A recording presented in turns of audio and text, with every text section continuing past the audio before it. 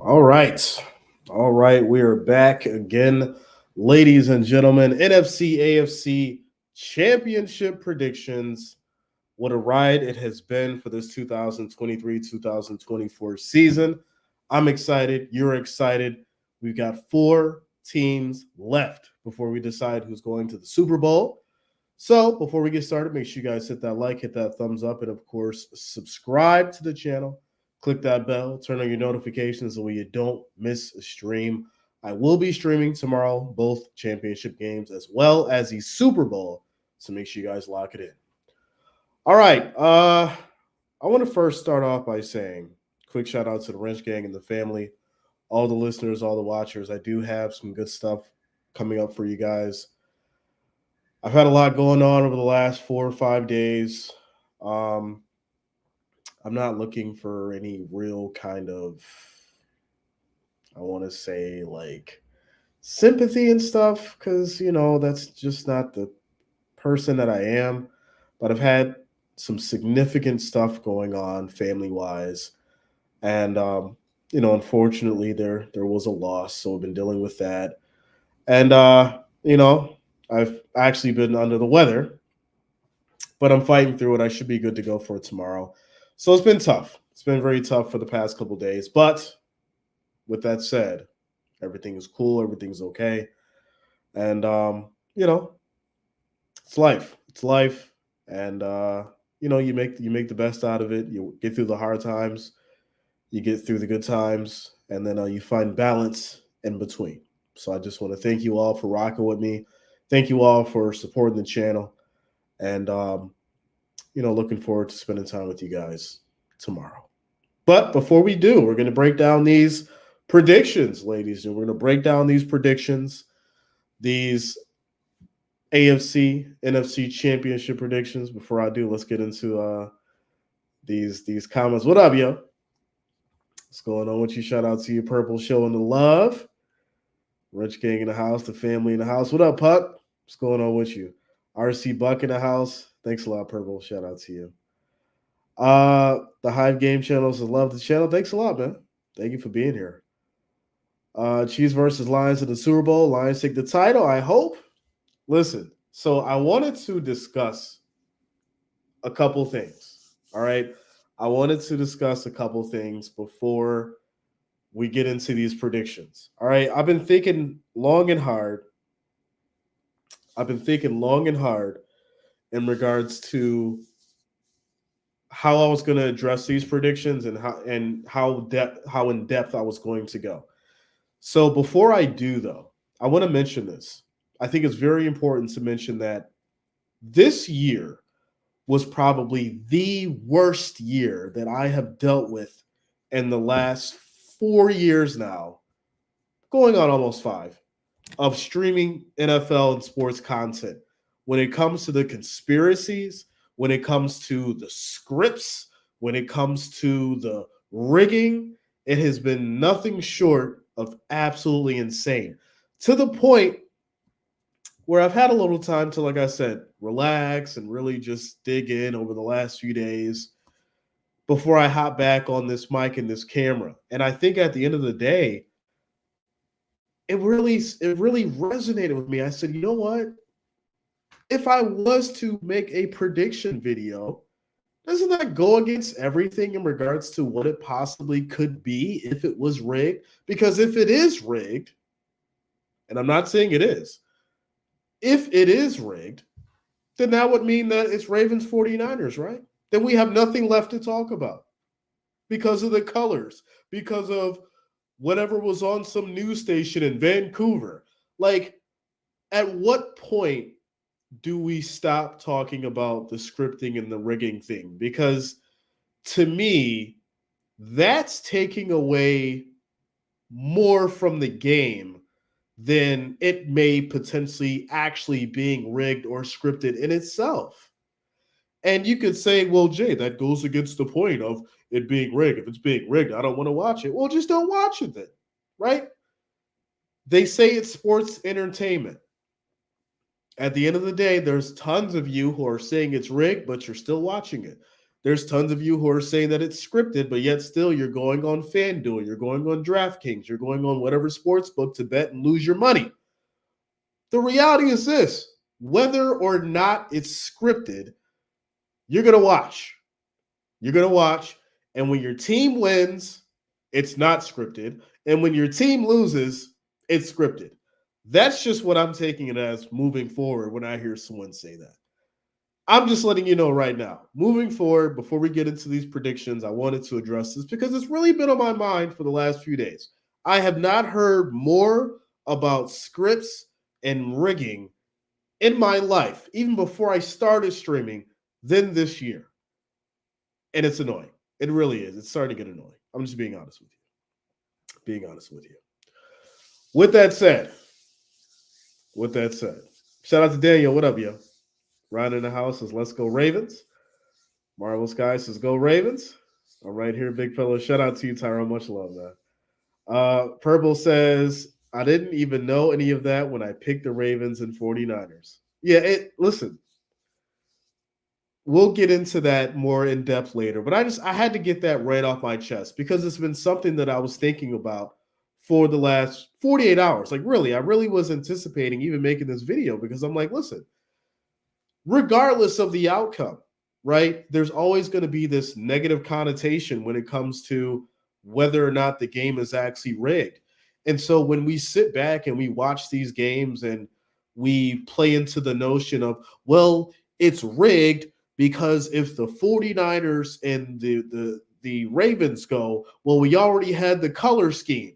And then if it's the Chiefs and the Lions, well, it's rigged because the Taylor Swift and the Swiftie situation and the money in the Super Bowl. So no matter what and who you choose, it's going to be used as a euphemism for rigging. And it just sucks. It just sucks because that's what, this sport that we've came to love and came to enjoy has came down to. And that's just where we are. So like I said, how I'm going to basically adjust to it now is understanding that, hey, when someone says that it's rigged or it's scripted, they're just being emotional. I'm letting you guys know right now. If it is scripted, if it's not scripted, I'm treating this as entertainment, regardless. And that's it. You're not going to hear another rant from me. You're not going to hear another complaint from me in regards to ref calls. From now on out, I'm making this rule for myself. Next season, you will not hear me complain about ref calls. You will not hear me complain about scenarios that are very coincidental and look the same. None of that. Not at all. I'm not going to do it no more because I'm telling you this right now. It's led to not only stressful situations for me behind the scenes, but me just really questioning whether or not this whole thing even makes sense for me to do. And that's just the reality of it. Because when you break it down, sure, you could say that a sport's rigged, but then everything is rigged, right? Life is rigged. If you walk outside today and you get hit by a bus, well, it was rigged. Right? Right. All right. Ladies and gentlemen, shout out to you, Shantae. What's going on with you? What's going on? Valley in the house? Valley Blair in the house? I see you. Rap says, I just got on. Scripted as a topic. Yes, it was. Yes, it was. I'm just here, so I'm going to find. Shout out to you, Marto. Tadigo says, some of y'all will be knee-deep in Jay's DMs. Oh, listen. I want to get into these predictions, but we had to have this conversation. It's been a few days. I know some of you really missed me, but we needed to have this conversation.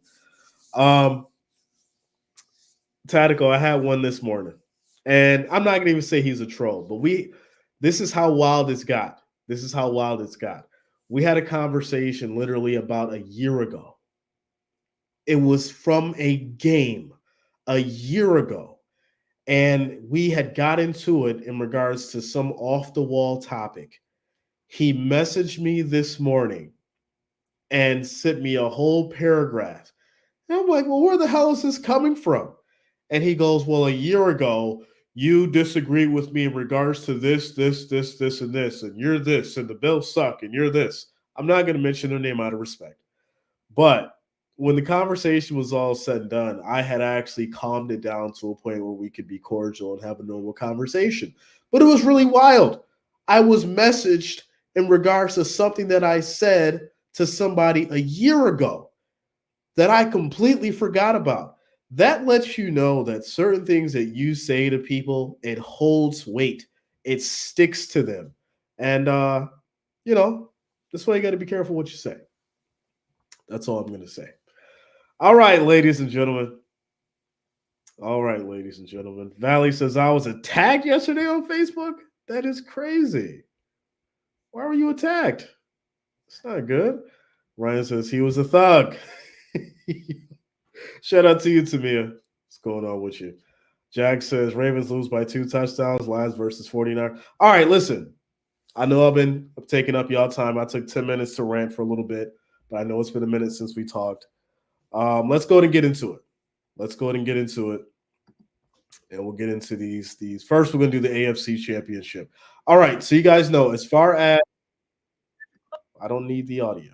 Why is the audio on autoplay? All right, I'll fix that later.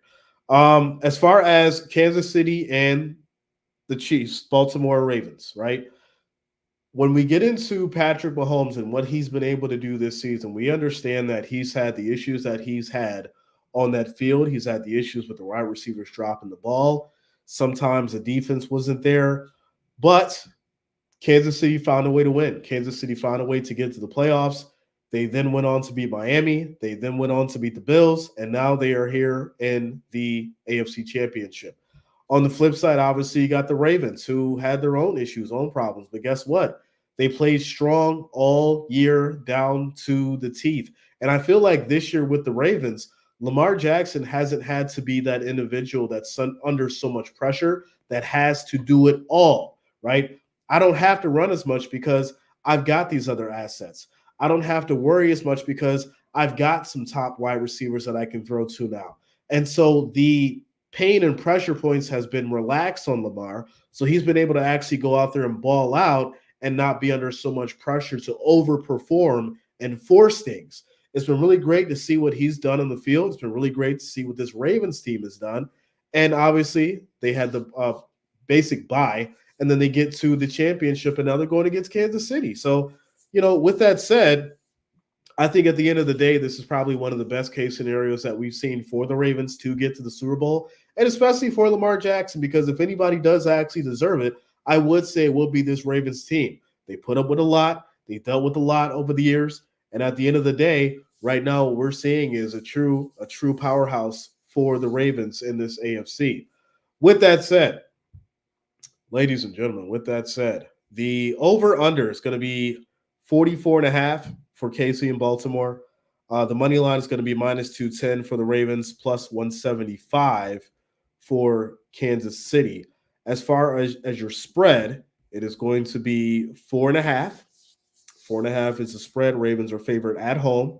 The matchup predictor is interesting to me, to say the least, because it's 36.4 for Kansas City, opposed to 63.6% for the Ravens. Now, when I look at that, I'm starting to see a tide here, right? Because we know over the years, the Chiefs have always been the favorite team. They've always been the team that, people have always predicted to go out there and win no matter who it was against, especially in a championship game. So I do see that there's overwhelming support here for, these Ravens. And it's for the Ravens. And it's great to see, because am I going to say that people aren't tired of seeing the Chiefs in the Super Bowl? Not at all. Are the Chiefs fans tired of being in the Super Bowl? Not at all. Right? The Chiefs could be considered to be right now that old, Patriots dynasty. That's just the reality of it. So at the end of the day, the real question is whether or not Kansas City can beat these Ravens at home. And that's what we're getting into right now. With that said, we don't look at season stats because none of that matters right now. All that matters is these playoffs and in this championship, because this is what it all boils down to: win or go home. With that said, who's been the quarterback? Who's been the better quarterback? I'd have to say Lamar Jackson. We understand that Lamar has played some of his toughest games this year. He's rose to the occasion multiple times. The defense has stepped up. They've been a powerhouse, and right now they probably have the best defense in the NFL. That's left. And then obviously getting into certain specific people like Mark Andrews, who was out, he should be back and playing in this game. That was the last report that I seen. That's going to be a huge pickup for these Ravens going into this game because they are going to need that additional piece on the board if they're going to win this game. Now, on the flip side, obviously, we've seen Pacheco step up against the Bills. He had a hell of a game. That was probably the best game that I've seen Pacheco. He went out there, he ran his tail off, he put that helmet down, put those shoulders down, and really just ran it up the gut, took all the hits that he could, broke tackles. He is definitely going to be something to pay attention to in this game. Now, also, Kelsey, I think he's now in championship mode, right? This is when you step up. This is when you start to see your true players on that field step up and go out there and ball out and put that helmet on because it's now just all right. We're trying to get to a Super Bowl. We're not trying to go home. This is when your stars step up. This is when those certain individuals go out there and play and ball out, and that's exactly what we should see out of Pacheco and Kelsey. Now, obviously, we hopefully we'll see these other guys like Rice more. I do think that Tony is going to be out. I'm not sure. I didn't get that update yet. But it seems like these guys have found some kind of chemistry, and these Chiefs may be able to put it together enough to make this a game. With that said, it's going to be very hard to beat these Ravens in Baltimore in a championship game nonetheless. So I'm going to ride with the Ravens. And someone's going to be like, Jay, you just hate the Chiefs because they beat your Bills. That's not the case. From what I'm seeing here with these Ravens, and like I said, I don't really want to use, the season stats. But if we look at the scoring, right? Ravens against Houston, 34-10. They beat Miami, 56-19. They beat the 49ers, 33-19. They beat the Jaguars, 23-7. I'm just going to use scores, right? And then obviously with Kansas City, they beat the Bills, 27-24. They beat Miami 26-7. They beat the Chargers 13-12. They beat Cincinnati 25-17. And then they lost to the Raiders 20-14. So the reality is this. Obviously, if the Ravens can keep up the production that they've been doing, basically at the end of the season and up to now, if they can keep that same production, especially against how they did with Houston, I do see that the Ravens could put up 30 or more points. And then obviously we understand that the Chiefs are only putting up around 24, 25 points, right? If you average the 5 out. And right there, that tells me that these Ravens have a solid chance of winning the game. If this defense can step up, if the defense can stay consistent, right? You pressure Mahomes out of that pocket, you make him throw on the run, make him make some mistakes. If Lamar can keep going and this Ravens offense can keep clicking and keep scoring, it may be a long night for these Chiefs and Baltimore. So, with that said, I do think it's going to be a good game. It is a little one-sided for the Ravens, but I will be taking them by 14. I'm taking Ravens by 14, ladies and gentlemen. There you go. So that's AFC done. I'll hop into these comments, and then we'll get into the NFC next. Shout out to Michelle. Says Ravens versus 49ers Super Bowl 2024. Shout out to you, Michelle. I see you. 49ers fan holding it down. Rap says Chiefs may have used their energy reserves in that Bills game. That's a good thought, Rap. They may have used too much to get that win, which it was a dogfight. We know it was a dogfight. It was a hell of a show. And unfortunately, obviously, the Bills lost, but the Chiefs did go on and they won fair and square. And they were out-coached, and that's another big thing, right? We know that Andy Reid is a hell of a coach, but so is Harbaugh at this point. And both these guys not only have something to prove, but, hey, it's to get to the big show. Once again, this is going to be a chess match, right? Obviously, things are one-sided for the Ravens being at home, but the reality is this. At the end of the day, the talent that the Ravens have is giving them the edge right now, the defense as well. And so unless the Chiefs can actually figure out that wide receiver game and Mahomes is able to not only get Kelsey involved, but not only get Rice involved, and Pacheco can keep running, that may be the difference as far as if this game is close or if it turns into a blowout for sure.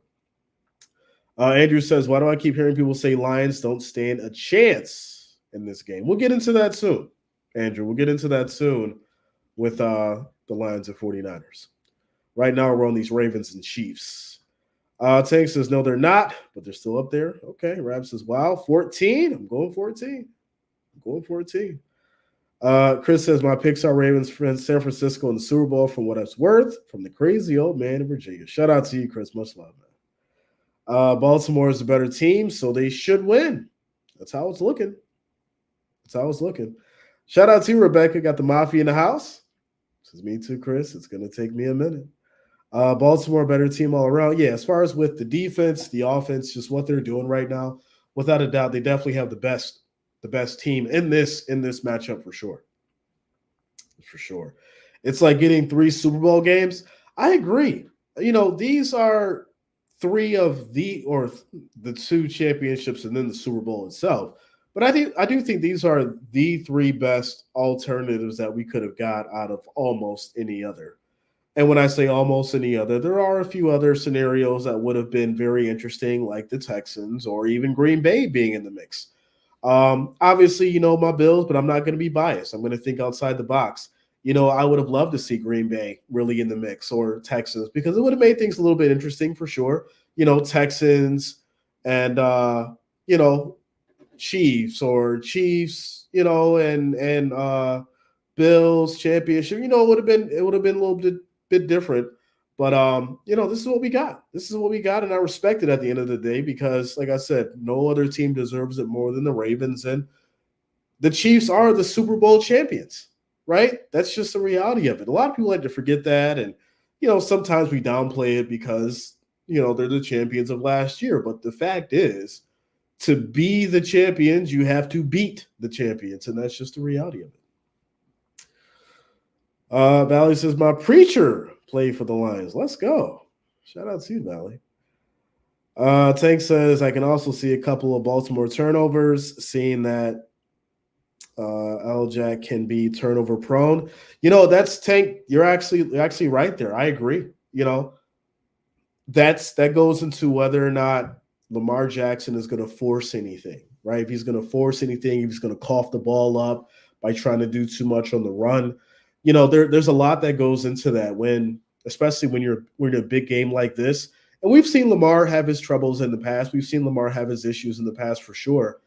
But I do think this year is where he's really came out of that box. I do think this year is where he's really came out of that shell, and he's been able to actually play through all the issues that he has. He's made some mistakes, but so has everyone else. I don't think there's any quarterback in the league right now who hasn't made any significant mistakes, Patrick Mahomes included. All these other guys, pick sixes, fumbles on a sack, all kinds of stuff. We've seen it. So, if anybody is going to be, spared from a conversation of a quarterback, it's not going to be either of these guys. Not at all. Shadow Tactical says the Ravens are so much more balanced, but it's hard to bet against Mahomes. I'm going Ravens 28, Chiefs 21. And that is a fact.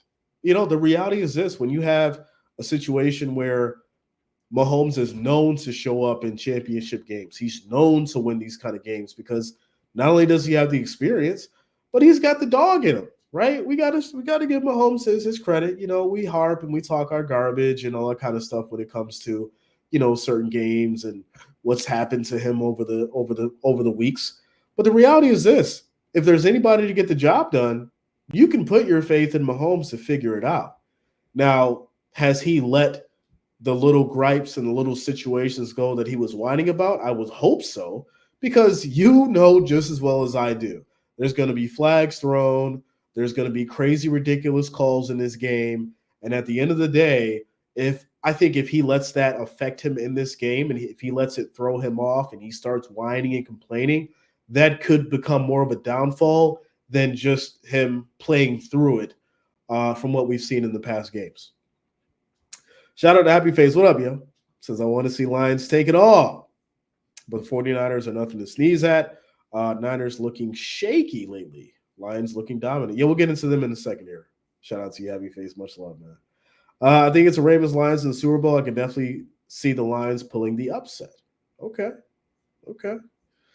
All right. So I'm gonna take a sip of this water, and then we'll start getting into these 49ers and these Lions.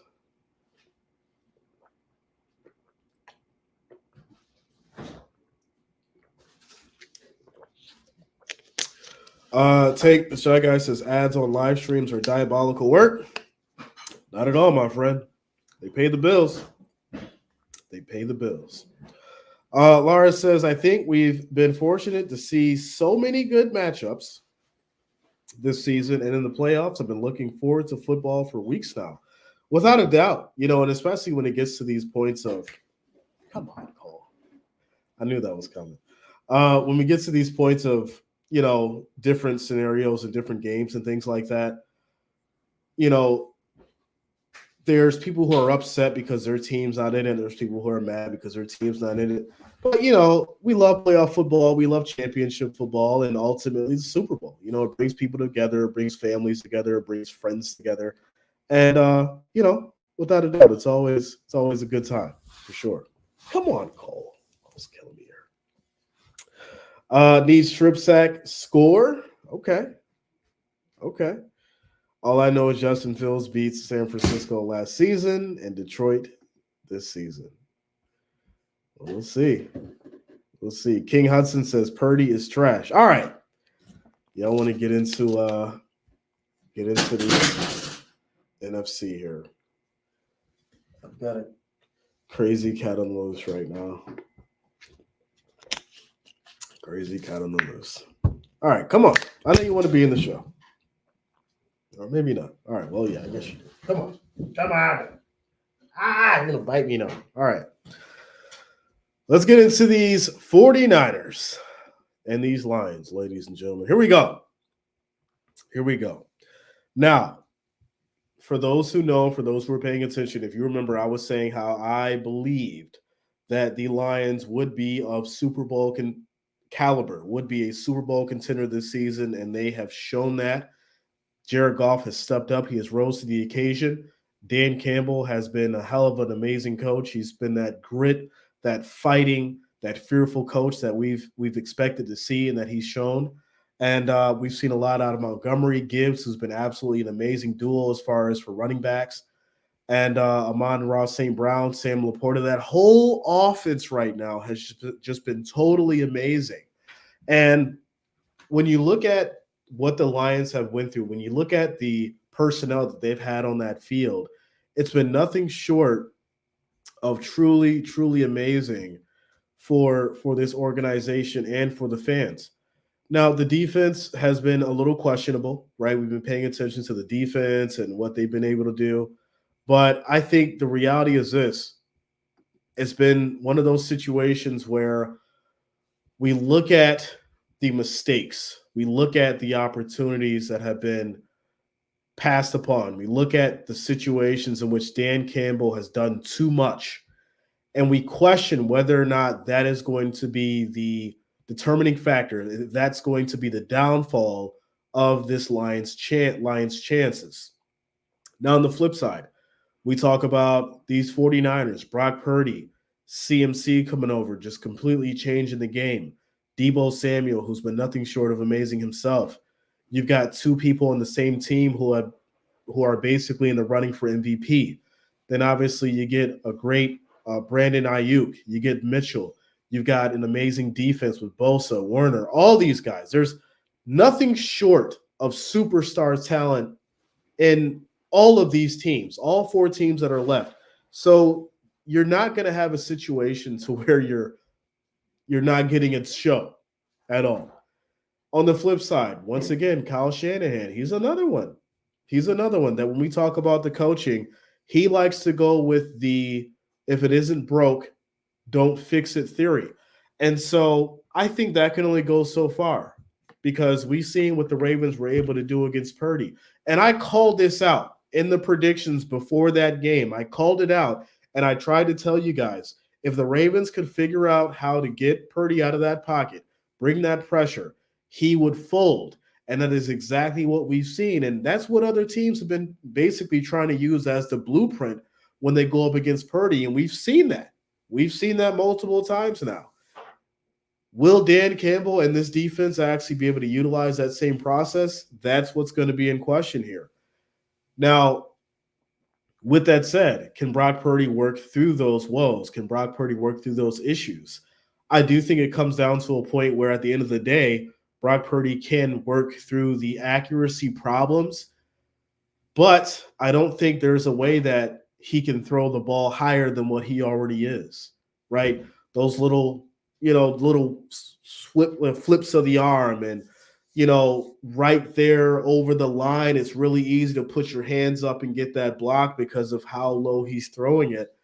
And I'm not sure, if him throwing it higher is going to make it better, because that would change things as far as his accuracy and how far he's able to throw the ball down the field and through the wind and all that kind of stuff. It all plays a factor. The bottom line is this: Brock Purdy has had some of the highest stats this year as far as being a quarterback. And you can hate the kid, you can say whatever you want to say about him, but he's been amazing. It's very hard to hate on a person who is running for the MVP right now, and with facts, not just with feelings or emotions. He has the stats to back it up. So when someone says Brock Purdy is trash or any other quarterback is trash, it really, really makes me question whether or not they know football. Because at the end of the day, it's this: could you go out there and do it? Could you go out there and put up the same amount of stats? Could you go out there and put up the same amount of records that this individual is doing before you call them trash? Could you find somebody else that's better to do the job right now? Because if there were, then he wouldn't be there. Somebody else would. And I think the reality is this: you got to appreciate talent where it's due. And, just realize that these guys, and especially Brock Purdy itself, for him to do what he's doing and he's getting paid under $900,000 salary, 49ers are getting their money's worth. That's bar none. You will never get a better bargain. And you will never find a quarterback who's throwing the way that he's throwing with the stats that he has for that amount of money. It's not going to happen. I don't care what team you go to. I don't care where they're from. You find a quarterback that is putting up those kind of stats and see if you can give him that kind of money. And come back to me with that conversation. Shout out to Valley Blair coming through with the $5 super chat donation. Says, we love you. Shout out to Valley Blair. Thank you. Shout out to all you guys. Love all you as well. Showing the love, showing the appreciation. I do appreciate it. Courtney says, we'll say good job, bro. Well said. Exactly. Thanks a lot, Courtney. The reality is this: we talk our garbage, we have fun, but it's I've even myself over the last 2-3 years, I've myself stopped saying that certain players are trash. I'll say that they're playing trash. I'll say that, they're having a trash game. But, when you say somebody's trash that's playing in the NFL or even at a college level, are you talking about their play, or are you talking about them? Or are you just hating? Which one? Because at the end of the day, you have to respect talent. You have to respect these guys right on the field. They're taking the hits. They're making the throws. So, yeah, they may have a trash game. They may have had a trash series. But at the end of the day, these guys are in the NFL. They're playing, they're in the role that other people can't get, that aren't fit to get, right? So if they're not playing a good game, well, guess what? Maybe they're having an off game. Maybe they need to develop more. Maybe they need to spend more time reading the playbook. Maybe they need to be coached properly. There's all kinds of stuff. We talked about C.J. Stroud. I'm veering off just a little bit before we get back into these Lions and 49ers prediction. But we talked about C.J. Stroud, right? He had one of the toughest starts to the season, I think, that I've seen in a while. And we've seen some busts. We know what busts are. But the question was, and I'll never forget this, I made the video about it too. Barstool Sports has said C.J. Stroud was an absolute bust, for those who remember. I don't forget stuff like that. Barstool Sports said that C.J. Stroud was a bust after week 2. And I dropped the video and I said, listen, I don't think he's a bust. I think he just needs more time to develop. And look at the kid. He makes it to the divisional round in the NFL playoffs in his first year, his first in the rookie season. So, that just goes to show whether or not people are just jumping the gun, people are just talking shit. And at the end of the day, when you don't know what you're talking about, a player is definitely going to show you that. And for those who know, I was advocating for Brock Purdy last year before the hype came. I was telling people that, hey, listen, after 2-3 games, that Brock Purdy would be the face of the 49ers. Oh, you don't know what the hell you're talking about, Jay. You're crazy. He's not going to do anything. And then lo and behold, this guy is once again back in a championship game here with these 49ers. So when you say somebody's trash, really, really let us know why. Really, really let us know why. We got to make sense of it. Shout out to Immortal coming through with the $5 super chat. Says, I was wrong about the Lions. Hope they win the Super Bowl because Chicago will be king of the North in 2024. Shout out to you, Immortal. Thank you for the $5 super chat donation. I'm not gonna harp on you. Not at all. Because I told you that these Lions were Super Bowl contenders at the beginning of the season. And you kept paper Lions. Like I said, I ain't gonna harp on you too much. But I'm gonna just say I told you so. But look here where we are. Here we are. Lions, 49ers. Let's get into it. Ladies and gentlemen.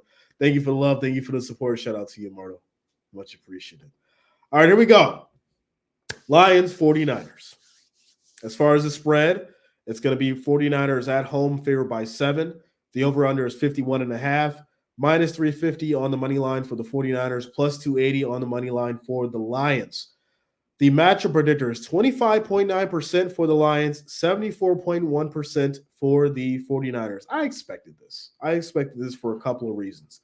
At the end of the day, when you have a team like the 49ers, you have all that talent. You have CMC. You've got Debo. Those are two of the biggest threats that anybody could face on a defense in the NFL, without a doubt. Those two themselves can completely just control the game. You don't have to pass. You can just hand them off the ball, run sweeps, and they can control the whole game for you. Now, the real question is whether or not is Debo going to get injured. We know that Debo has an injury problem. He takes a hit, he goes out. And that's what we've been witnessing for a while now. Now, CMC, he's the workhorse. We know that he's going to get you 8 to 9 yards on a run. But he has started to slow down just a little bit. So getting into this game, it's really going to be something to pay attention to, and whether or not this Lions team is actually going to be able to figure it out on defense. Now, who I'm expecting to actually go out there and ball from the Lions. I would love to see Gibbs. We've seen Gibbs show up in certain games, but I do feel like this could be the game for him to shine. We know St. Brown does his thing. We know Laporta does his thing. But I do think that this will be Gibbs' moment. We know what Montgomery can do. He's been doing it for a while now.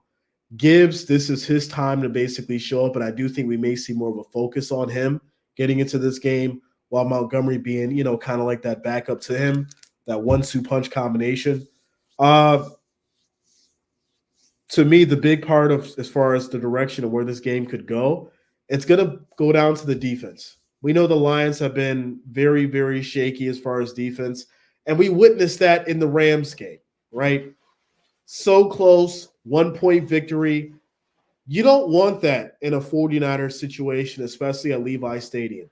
You want to go out there, you want to win, you want to put up major points, you want to make the 49ers struggle and have to come back from a deficit, not make it an easy 1-point game so that they can come down the field and kick a field goal. Because the reality is this. We've seen Brock Purdy can get on that field in a 2-minute situation and get down that field so they can kick a field goal for the win. He's done it multiple times. It's starting to look really good for this kid under pressure when he gets to those kind of moments because he's shown up, and we have to respect that. So with that said, and as crazy as it seems, when we talk about the colors of the Super Bowl and all that stuff, without that involved, just because of the pieces on the puzzle with the offense and the defense clicking, I got to go with the 49ers. I got to go with the 49ers, although the Lions would be the love story that I would love to see. I just think the 49ers take it because they've got the firepower, they've got the on the offense, they've got the defense. And the reality is this. I think the bottom line is when we get into whether or not how this game is going to be played, it's going to be Brock Purdy back at his moment that he should have been in last year.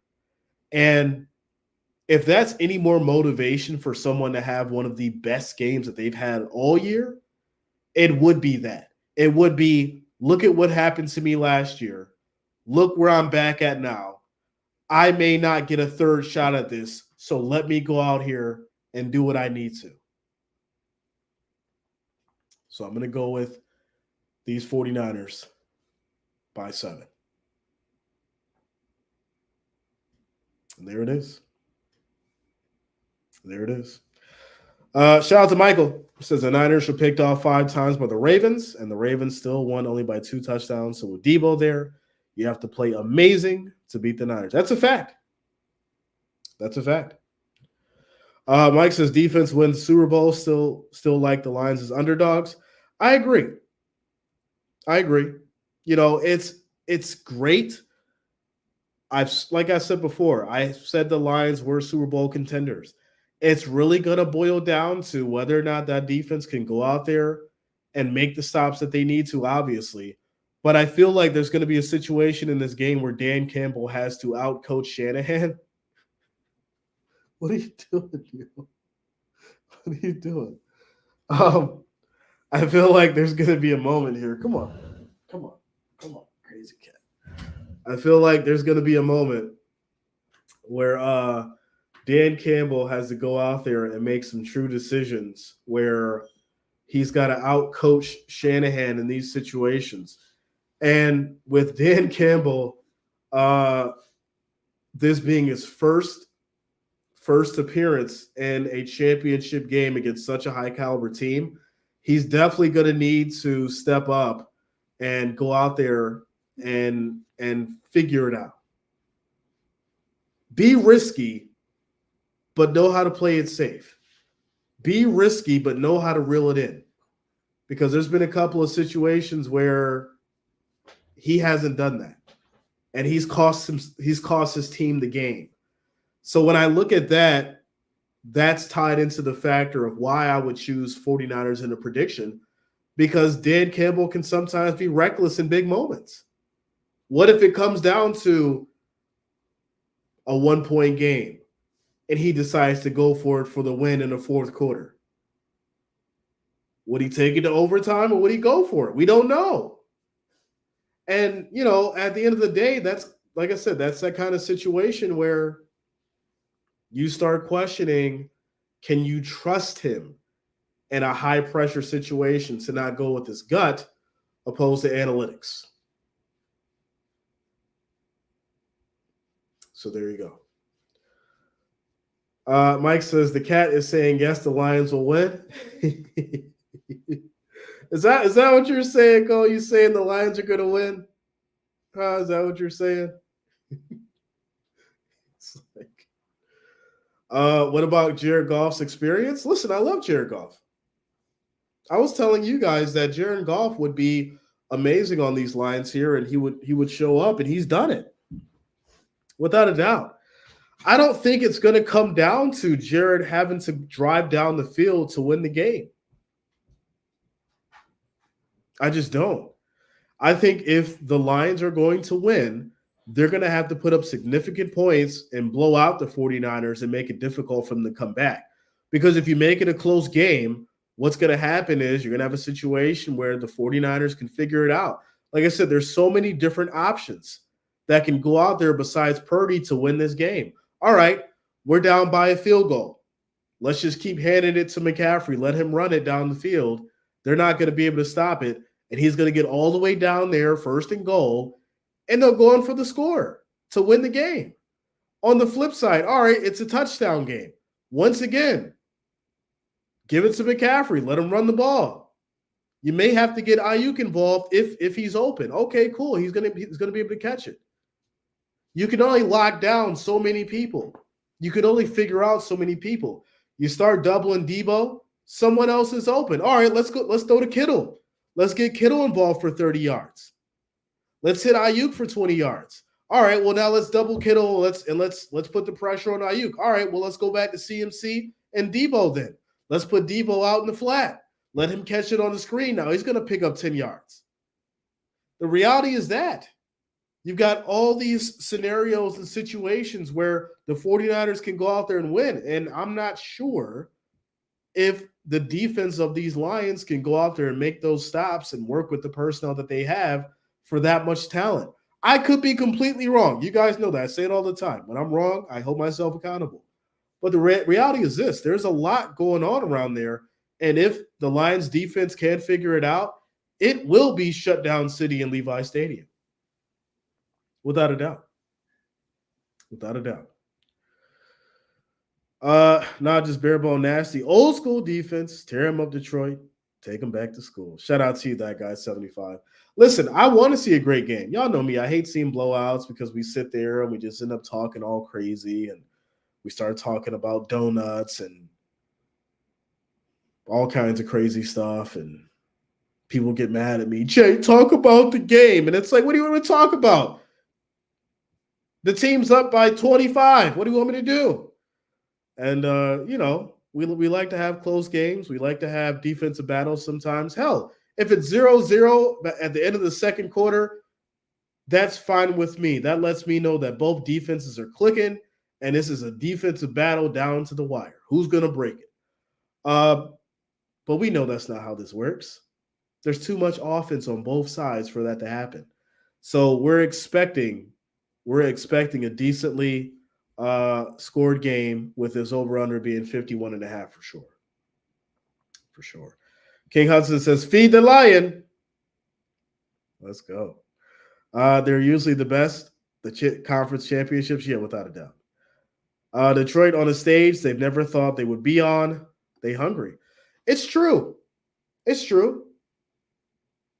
But how much hunger do you have when you were there last year and your star quarterback went down? How much harder are you going to fight for your quarterback now, knowing that he was injured last year, now he's in, and he can go out there and ball out just like the best of them and potentially get your team to a Super Bowl, right? It goes both ways, right? We could say that for the Lions. We could say it for the 49ers. Who wants it more? Who's willing to fight to the end? Who's going to make that diving catch? Who's going to break that one tackle? Who's going to make that interception? Who's going to fumble? Right? It all comes down to it. Who's going to have that momentum swing? Who's going to not make the most mistakes? Who's going to make the least mistakes? All that plays into it. All of it. Without a doubt. Without a doubt.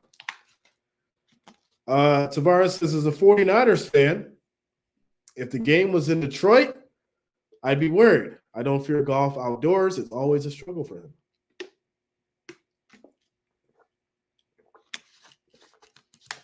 It's another point to look at for sure.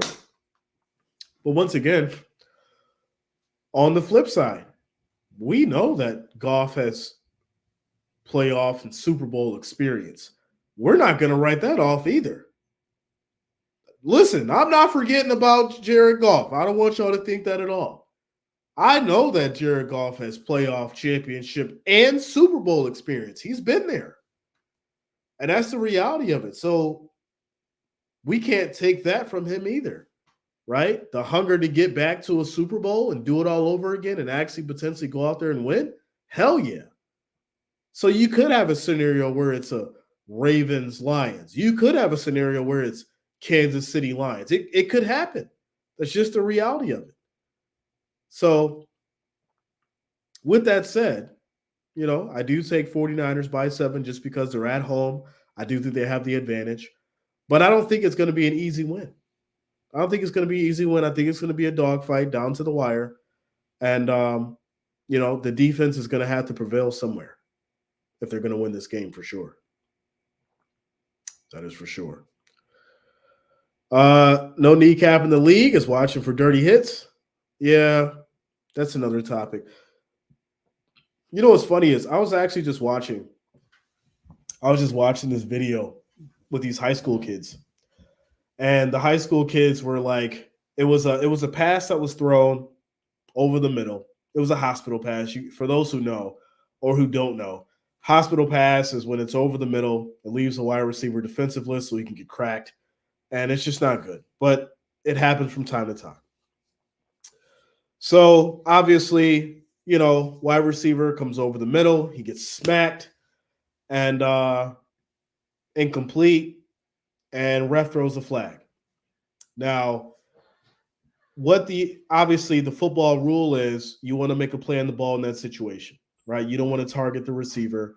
You don't want to hurt the receiver. You don't want to put the situation in where you're leading with the helmet, all that kind of stuff. For those who know, for those who don't know, that's the rule. You don't want to lead with the helmet. You want to lead with your shoulder. The kid led with his shoulder. He didn't lead with the helmet. Flag was thrown. That's, when we talk about dirty hits, the impact of a hit doesn't make it dirty. And I feel like that's where a lot of people get things twisted. It's like, oh my goodness, the impact of that hit made it dirty. It's like, no, if they led with the helmet, if they targeted them, that's what makes it dirty, right? If it's a hit at the kneecaps, if it's a hit too low, that's what makes it dirty. But just because somebody took a hard hit from a shoulder, that doesn't make it dirty. And, a lot of people get the two confused because of the impact or the velocity of the hit. And, that's something to really pay attention to. You want to talk about people being targeted? Go back and look at Ronnie Lott's hits. Go back and look at Dick Butkus hits. Go back and look at Troy Polamalu's hits. Then you'll start to see where, people really, really got destroyed and could be really hurt. Go look back at some of Jason McCourty's stuff. Go look at some of those guys, and then you'll start to see how things have become really watered down, and you really don't have much to worry about now. You still need that contact. You still need those kind of hits, but it's much safer now. They've made the adjustments. So when you see somebody get hit with that shoulder and it's real, real severe, real hard, and it's real fast, they're all right. They may get the wind knocked out of them, but they'll be all right. They'll be all right. Ronnie Lott hits? Yeah, man. Yeah. Courtney says, Bob Sanders, you can't leave out Bob Sanders, the safety for the Colts. Oh, there's so many. There's so many. If you remember even like the junior Seau days, bless his soul. Oh my goodness. These guys were just, destroying people back there. Lawrence Taylor, Bruce Smith, like, come on. Like there's so many different people that you can talk about how these guys were hitting, Deion Sanders, they were destroying people. Like listen, if someone was to get hit by a Ronnie Lott right now, they would be out for the year. That's just the reality of it. These new guys, if they were to get hit by some of those old players from the 90s, they'd be out for the year. It'd be over. That's just how much the game has changed and, how they're doing their exercises and how they're doing their workouts and all that kind of stuff and the conditioning for the game. Everything's changed, and that's why the rules had to change as well. For sure. Charles Haley. Oh, yeah. Jack Lambert. Yeah. I mean, listen, you can keep going down the list. There's so many people that, Ray Lewis, even if you want to move to, closer to modern times, Ray Lewis, everyone makes fun of the Chad Johnson video where he ran into Ray Lewis, ran into that wall. Ray Lewis was out there destroying people. And guess what? People loved him for it. That's just what football is and what it was and what we've grown to love. It's only until now that things have really gotten, watered down to a point where, oh my goodness, that's a hard hit. Well, it's supposed to be a hard hit, right? I don't think anybody wants to kill anybody. Well, I guess I got to take that back. Some of these dudes really do want to kill people. But the reality is, I don't think they want to kill them because they want to actually really kill them, but they want to hurt them. They want to make them feel that pain for coming across the middle when they shouldn't have. Or, they've been talking garbage all game. All right, you want to talk garbage? I got you. Smack. And then, you get up, try to shake it off, and go out there and do it again and gain that respect. But, the game has changed. And at the end of the day, it's still, you still see those hits out there, and they've changed things. They're trying to make things less severe, and I get it. But at what point do you say, hey, let these guys play football?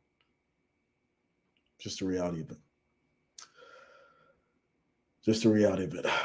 Jonas says Ravens versus Lions Super Bowl. We'll see, man.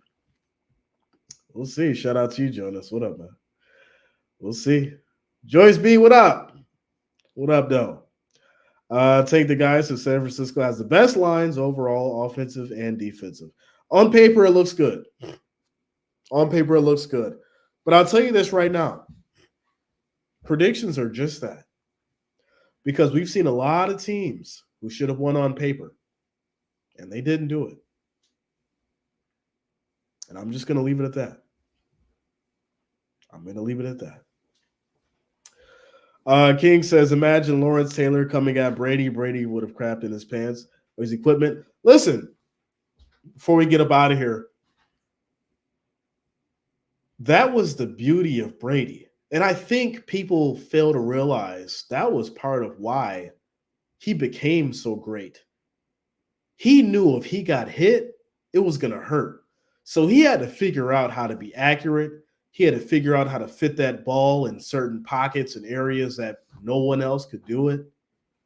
Make the adjustments, make the necessary audibles, call for a block, know where the defense is, knows who's doing what. That was the difference between Brady and a lot of other quarterbacks in this league. The study of the art, the study of the game, to go out there and know who's going to do what when you direct a passer or when you call for a motion, to know where their eyes are going to go, to know how to shift that line.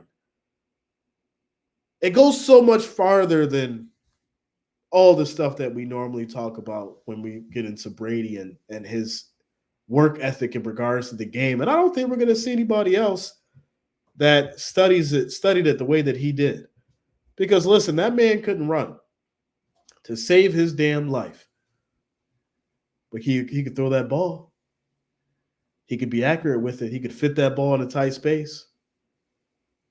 Truly, truly one of the last great pocket passers for sure.